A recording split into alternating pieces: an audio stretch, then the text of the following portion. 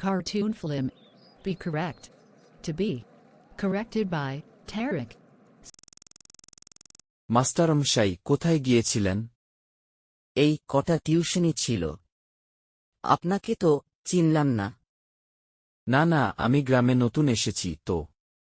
আচ্ছা মাস্টার মশাই, বলি আপনি তো সরকারি স্কুলে চাকরি করেন, বেতন টেতন তো ভালোই পান। তা পাই বটে, তবে এটা এখনো বাকি আছে। আর আমি বলছিলাম এলআইসি অনেকগুলো করে ফেলেছি, আর এলআইসি কিন্তু করব না। না না, এলআইসির কথা বলছি না।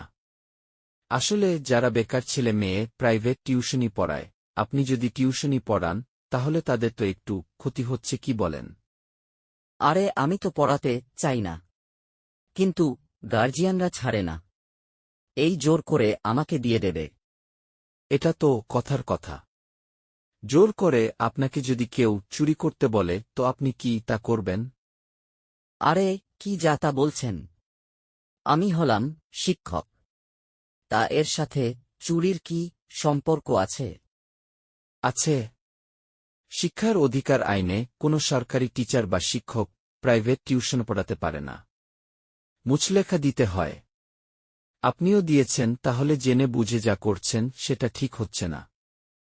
আমরা যদি ইংরেজি অঙ্ক না পড়াই তাহলে ওই ভ্যা ভ্যা করা বেকার বিএ এমএ পাশ করা কি সেটা পারবে? তারা পারবে কি পারবে না সেটা তাদের ব্যাপার। এসব ভেবে শিক্ষক কেন এত বড় ভুল কাজ করবে?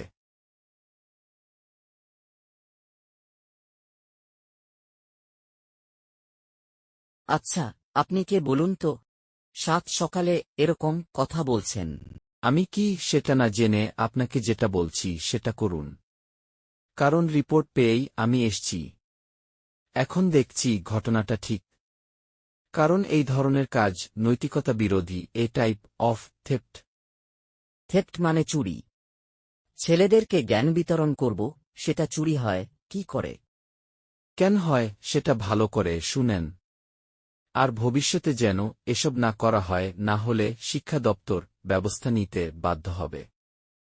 সরকারি শিক্ষকের শিক্ষার্থীদের প্রাইভেট টিউশনে নিয়োজিত হওয়া এক ধরনের চুরি হিসেবে বিবেচিত হতে পারে। এটি বিভিন্ন কারণে নৈতিক এবং পেশাগতভাবে ভুল। স্বার্থের সংঘাত। এটি শিক্ষার সমতা নষ্ট করে, কারণ যারা প্রাইভেট টিউশনের জন্য অর্থ প্রদান করে তারা অধিক মনোযোগ পেতে পারে, যা অন্য শিক্ষার্থীদের প্রতি অন্যায়। সময় ও সম্পদের অপব্যবহার। শিক্ষা প্রদানের চুক্তিতে আবদ্ধ হয়ে শ্রম ও সম্পদের অপচয়, যা জনগণের করের অর্থের অপচয়, যা এক প্রকার চুরির শামিল। আর্থিক বৈষম্য। যে সকল শিক্ষিত বেকার যুবক বা পার্শ্ব শিক্ষক এই পেশা থেকে আয় করে জীবিকা নির্বাহ করে, তাদের জীবন ধারণের ক্ষেত্রে এটি অমানবিক। নীতিমালার লঙ্ঘন। সরকারের এ বিষয়ে কঠোর নীতিমালা রয়েছে। এই নিয়ম ভঙ্গ করা বিশ্বাসঘাতকতা এবং ব্যক্তিগত লাভের জন্য পদের অপব্যবহার হিসেবে দেখা হয়। সরকারি কর ফাঁকি। যেহেতু টিউশনি থেকে যে আয় হয় সেটি হিসাব বহির্ভূত হয়, যা আয়কর রিটার্নে প্রতিফলিত হয় না।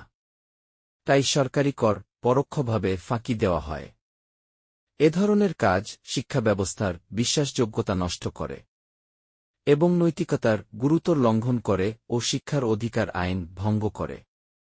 ওরে বাবা, এত গুরুতর অপরাধ! সব অভিহিত করার জন্য ধন্যবাদ sir. Be correct and to be corrected. মনে থাকবে sir, be correct and to be corrected. Be correct and to be corrected.